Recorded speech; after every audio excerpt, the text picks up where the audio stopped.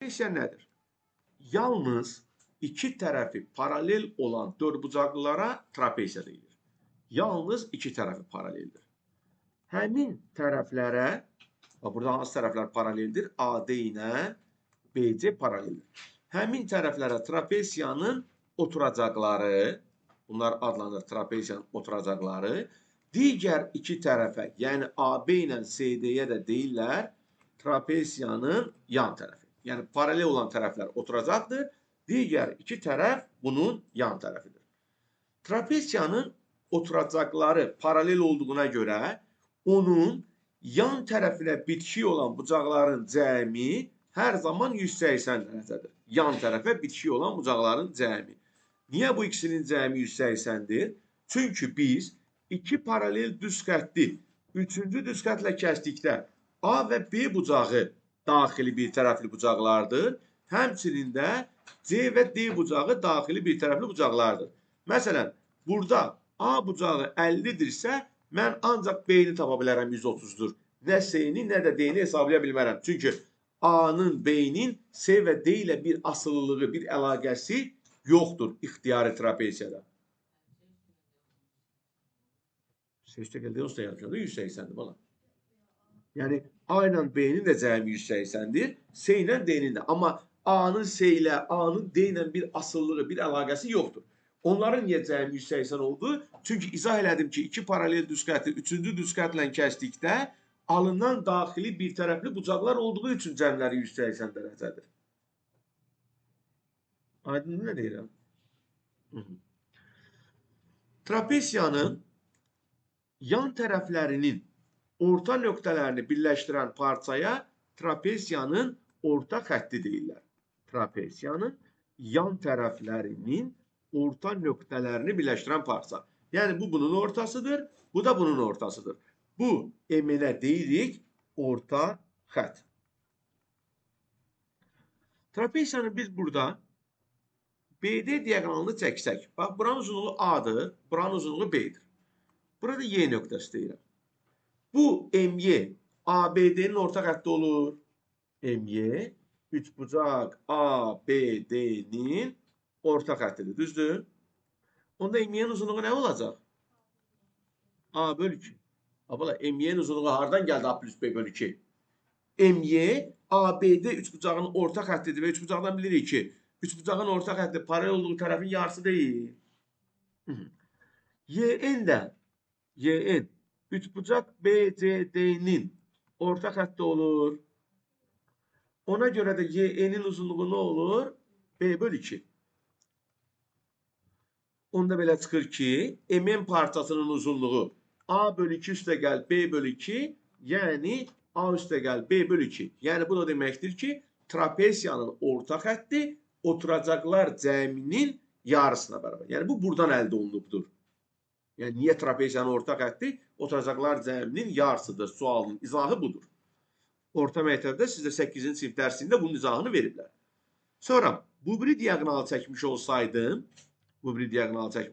bunun yerinə, yenə eyni proses baş verəcəkdir. Burada F deyim. MF-in uzunluğu nə olacaqdır? B bölü 2. FN-in uzunluğu nə olacaqdır? A bölü 2. Yenə də buradan da baxanda A üstə gəl B bölü 2 eləyir. Bunu yəni yadınızda saxlayın. Onda deməli biz trapesiyanın iki diaqonalını çəkdikdə bura F, bura Y olsun.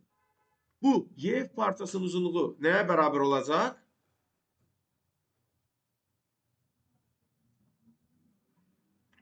Bax, buradan bura qədər A bölü 2-dir. Bura B bölü 2-dir. Onda buranın uzunluğu nə olacaq? Bəli, yəni A açıq B böl 2 olacaq. Bura trapesiyanın diaqonallarının orta nöqtələri arasındakı məsafə kimi də adlandırıla bilər. Və yaxud diaqonalların orta nöqtəsi arasındakı məsafə. Yəni, orta xəttin diaqonalları arasında qalan hissəsi kimi də deyə bilərlər suallarda sizə. Və yaxud da diaqonalların orta nöqtələri arasındakı məsafə oturacaqların fərqinin yarısına bərabərdir. Bunu da məsələlərdə görə bilərsiniz. Deməli, trapesiyanın başa düşdük ki, orta xətt oturacaqlar cəminin yarısı. Düzdür, qafar?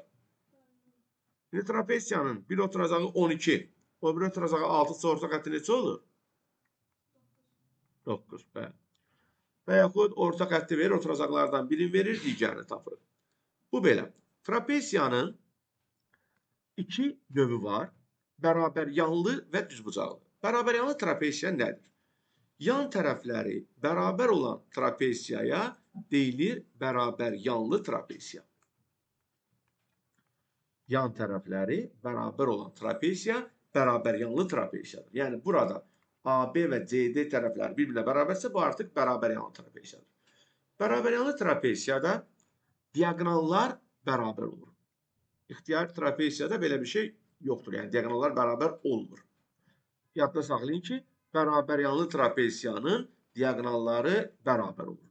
Sonra bərabər yanlı trapesiyada bərabər yanlı üçbucaqlarda olduğu kimi oturacağa bitişik bucaqları bərabər olur. Yəni bu bucaq alfadırsa, bu da alfa olacaq. Bu bettadırsa, bu da betta olacaq. Ona görə burada bayaq onsuz da demişdik də yan tərəfə bitişik bucaqların cəmi 180-dir. Bunun üçün deyə bilirik ki, bərabər yanlı trapesiyada qarşı bucaqların da cəmi 180 dərəcədir. Çünki oturacaqdakılar bir-birinə bərabər olduğu üçün bunu deməyə bizdə imkan olur. Trapesiyanın, ixtiyar trapesiya üçün deyirəm bu cümləni, oturacaqları arasındakı məsafəyə trapesiyanın hündürlüyü deyirlər. Yəni, bax bu, iki oturacaq var, BC ilə AD. Bunlar arasındakı məsafə, bunu burada da çəksəm eyni boydadır, burada da çəksəm, burada da çəksəm, bunlar eyni boydadır. Amma biz məsələdə hər zaman hündürlüyü təpələrdən indiririk ki, hesablama apara bilək. Düzbucaqlı üçbucaqları görüb, Pifagor terimindən, nə bilim, xüsusi düzbucaqlı üçbucaqdan bucaq verilibsə, istifadə edib o hündürlükləri tapa bilək. İndi, gələk bərabər yanlı trapesiya haqqında danışmağa, davam eləmək yəni. Deməli, bərabər yanlı trapesiyada, bu ixtiyari trapesiyada belə deyil, bərabər yanlı trapesiyada yan tərəflər bərabər olduğu üçün biz iki hündürlüyü də çəkdiyimiz zaman, ta ki, bura H olsun, bura K olsun. Buradan ayrılan bu parçalar bir-birinə bərabər olur. Niyə elə olur? Çünki yan tərəflər bərabərdir bunlar. Hündürlük də eynidir. Onda digər katetlər də bərabər olmalıdır. Amma bu, ixtiyari trapesiyada belə deyil. Məsələn, bu ixtiyari bir trapesiyadır. Mən bura hündürlükləri çəkəndə deyə bilmərəm ki, bu hissə ilə bu hissə eynidir. Şəkildən də görürüz ki, bir uzundur, bir qısadır. Yəni, o ancaq bərabər yanlı trapesiyada olur. Məsələn, bizə deyir ki, bərabər yanlı trapesiyanın yan tərəfləri 13 sm, oturacaqlarından biri 7, digəri isə 17-dir. Bunun hündürlüyünü tapın. Biz birinci, ortada alınan BSKH hansı figurdur? Kvadrat olduğunu deyəmərik. Düzbucaqlı olduğunu amma deyə bilərik. Düzbucaqlıdır. Bura olur 7. Yəni, yenə deyirəm, BSKH bir düzbucaqlıdır. Ona görə qarşı tərəfləri bərabər olduğu üçün HK BS'yə bərabər olub 7 oldu. Düzdürmü? Və bu iki hissə bir-birinə bərabər olduğu üçün AH ilə KD. Mən 17-dən 7-ni çıxıb yarı bölsəm, çünki ikisi eyni boydadır. Buraları 5 tapıram. Sonra da Pifagor teoremi eləyərək hündürlüyü tapa bilərik. Yəni, üçbucaq ABH-dan Pifagor teoreminə görə yarasa 5-in kvadratı gəl, H-in kvadratı 13-ün kvadratıdır. H kvadratı 169 çıx 25, 144-dür. H 12-dir. Nərmin, sən də çıx ki. H eləyir 12. Aydındır mı? Bu cür biz hündürlüyü tapırıq. İndi buradan çıxan bir nəticəni deyim sizə. Deməli, biz görürük ki, yəni bunu birbaşa da yadda saxlaya bilərsiniz. Hündürlük çəkdiyiniz zaman bərabər yanlı trapesiyada hündürlük çəkəndə oturacaq iki hissəyə ayrılır. Bu hissə oturacaqlar fərqinin yarısı oldu. Elə oldu da mən 17-dən 7-ni çıxdım, böldüm 2-yə. Eyni şey oldu. Yəni oturacaqlar fərqinin yarısı. Bu biri hissə isə olur oturacaqların cəminin yarısı. Yəni buranın uzunluğu elə onun orta xəttinə bərabər olur. Baxın, HK-nın uzunluğu nə qədər? HD-nin uzunluğu nə qədər oldu? 12. HD deyirəm. HD 12-dir. 7-dən 5-in cəmi. Bunun orta xətti neçədir? 12. Yəni oranın uzunluğu orta xəttin uzunluğuna bərabər çıxır. Yəni bunu əzbər bilmək məcburiyyətində deyilsiniz, amma hesabın nəticəsi həmişə sizə bunu verəcək onsuzda. Belə bir məsələ tipi göstərir. Deyir ki, bərabər yanlı trapeziyada oturacaqlarımız bir dəqiqə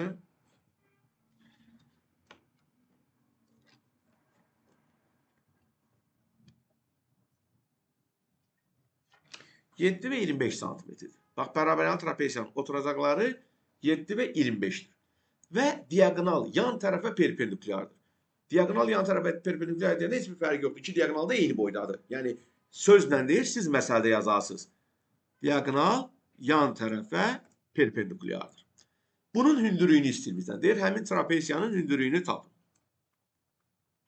İndi buradan mən hündürlüyü çəkdim. HD'nin uzunluğu nə qədər olacaq? 9. Bax, ikinci hündürlüyü də çəkək, əgər çətinliyi çəkirsinizsə. İkinci hündürlüyü də çəkəndə orta 7 oldu. Bu hissələrdə tapmaq üçün mən nə elədim? 25-dən 7-ni çıxdım, böldüm 2-yə. Neçə oldu? 9. Sadəcə bunu çəkmək istəmirəm ki, şəkil çox qarışıq görsənməsin. Görə biləcəyiniz, görməli olduğunuz yeri rahat görəsiniz. AH-ın uzunluğu nə qədər olacaq? 25'ten 9 çıxdınız 16. Ya da oturacaqlar cəminin yarısı. 25'ten 7'ni toplayan neçə eləyir? 32, yarısı 16. Yəni bu fərqi yoxdur. Burada oldu 16. İndi fikrinizi yönəldin üçbucaq ACD-yə. ACD necə üçbucaqdır? Düzbucaqlı. Fəqorun nə işi var burada? Düzbucaqlı üçbucağın düzbucaq təpəsindən çəkilmiş hündürlüklə katetlərin hipotenuz üzərindəki proyeksiyalar arasında bir əlaqə var idi. Bəli, CH-ın kvadratı AH vur HD-dir. 16 vur 9, 144. CH oldu 12. Hansı düsturu deyirəm? Burada xatırladım.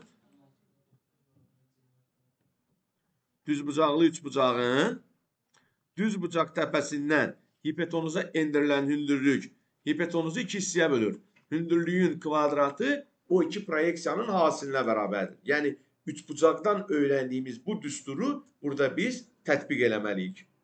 Aydın oldu. Düzbucaqlı trapeziyadan danışaq. Düzbucaqlı trapeziya nədir? Deməli, yan tərəflərindən biri oturacaqlarına perpendikulyar olan trapeziya düzbucaqlı trapeziyadır. Yəni yan tərəf, AB yan tərəfi hər iki oturacağa perpendikulyardır. Bu olur düzbucaqlı trapeziya. Düzbucaqlı trapeziyada kiçik yan tərəfin uzunluğu həmişə onun hündürlüyünə bərabər olur. Yəni bununla bu düzbucağının qarşı tərəfləri olduğu üçün bir-birinə bərabərdir. Məsələn, belə bir məsələ nümunəsi verək. Ta ki bu ABCD düzbucaqlı trapeziyadır və bunun böyük yan tərəfi deyəndə bura nəzərdə tutulur 13-dür. Kiçik oturacağı 3, böyük oturacağı 8-dir. Deyir bu trapeziyanın hündürlüyünü tapın. Bəli, biz buradan hündürlüyü çəkirik. Hündürlüyü çəkəndə A, B, CH hansı fiqur olur? Düzbucaqlı. Ona görə qarşı tərəfləri bərabər olur. Bura 3 olur. HD'nin uzunluğu olur 8 çıx 3'ə görə 5. Onda Pifagor teoremi eləyərək tapırıq ki, CH neçədir? 12. Və yaxud burada CH-ı da istəyə bilər və yaxud deyə bilər ki, trapeziyanın perimetrini tap. Onda biz başa düşürük ki, CH 12-dirsə, burada 12-dir. Perimetr deyəndə tərəflərin uzunluqları cəmi nəzərdə tutulur. Yəni, bunun üçün xüsusi bir perimetr düsturu yoxdur. Sonra, iki dənə belə bir əlavə şərt deyim. Bax, əgər şərt budaq cümləsidir. Sualı oxuyanda, qeyd vərəqdə düsturu oxuyanda axırını oxumayın, cümləni bütöv oxuyun. Əgər bərabər yanlı trapeziyada, bax, bu bərabər yanlı trapeziyadır. Diagonallar qarşılıqlı perpendikulyar olarsa, bax, şərt var, olarsa, həmin trapeziyanın orta xətti ilə hündürlüyü bir-birinə bərabər olur. Bu da nəticədir. Aydın mı? Yəni, bütün trapeziyaların orta xətti ilə hündürlüyü eyni boyda olmur. Belə bir fikir formalaşmasın. Bayaqlarında məsələ işlərik. Bunun orta xətti 16 edir, hündürlüyü 12-dir. Aydın mı? Yəni, sizdə yanlış bir fikir olmasın. Məsələyə düzgün baxın. Bir də bərabər yanlıdan başqa düzbucaqlı trapesiya haqqında da buna bənzər bir qayda var. Deyir ki, əgər düzbucaqlı trapesiyanın diaqonalları qarşılıqlı perpendikulyar olarsa, əgər burada düzbucaqlı trapesiyadan danışıram, diaqonallar qarşılıqlı perpendikulyar olarsa, hündürlüyün kvadratı oturacaqların hasilinə bərabər olur. H-ın kvadratı A vur B-yə bərabər olur. Aydınmı? Bu da düzbucaqlı trapesiya haqqında bilməli olduğunuz qaydalar. Trapesiyalar haqqında verirəm. Gələn dəfə də qalan hissəsini keçəcəm.